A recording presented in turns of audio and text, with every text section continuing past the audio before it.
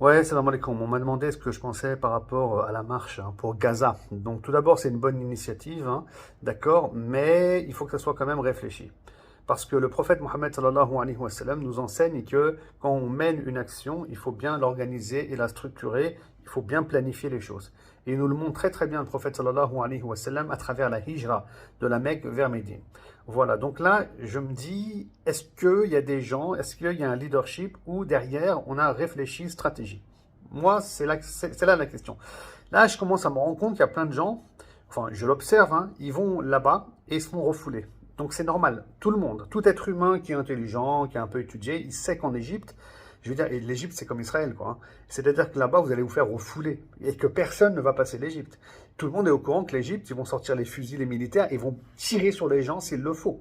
Voilà. Donc, la question est la suivante, hein. Est-ce que les gens qui sont en train de marcher marchent avec une stratégie et une intelligence et ils se disent voilà ce qui va se passer en Égypte, c'est sûr à 100%, et voilà ce qu'on va faire à ce moment-là.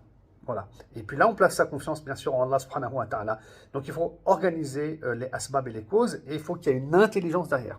Donc ça, c'est la première des choses. Ou est-ce que on est là, suivre nos émotions pour faire bien, et se donner bonne conscience qu'on a fait quelque chose pour la Palestine alors qu'on n'a rien fait du tout, parce que ça donne rien. Et on sait d'avance que ça va rien donner, que ça va faire pchi. Deuxième chose, j'ai pas terminé, c'est important de suivre jusqu'au bout. Il y a aussi la notion d'aide divine et de miracle. Donc ça, c'est complexe. C'est-à-dire que Allah va éprouver les gens. C'est-à-dire ceux qui marchent ici, j'entends par là. Ils vont arriver en direction de l'Égypte et ils vont être éprouvés dans leur foi. Donc même s'ils ne sont pas organisés, structurés ou je ne sais pas quoi. Ça, c'est l'autre option. C'est-à-dire qu'en face, ils vont sortir les fusils, ils ne vont pas les laisser rentrer.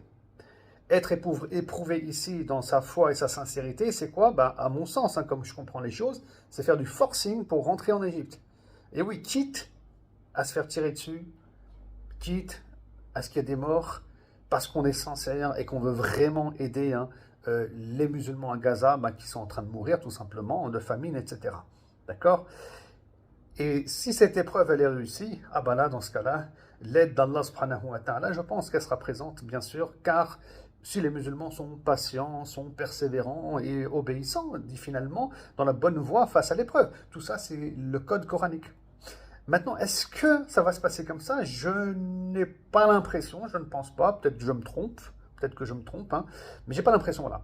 C'est pour ça que j'espère en tout cas que les choses sont bien planifiées, bien organisées, bien structurées, et que, ben écoutez, hein, on sait quoi faire quand l'Égypte va dire non, vous ne rentrez pas, ou bien s'ils disent non, qu'ils vont rentrer quand même, parce que voilà, cette fraternité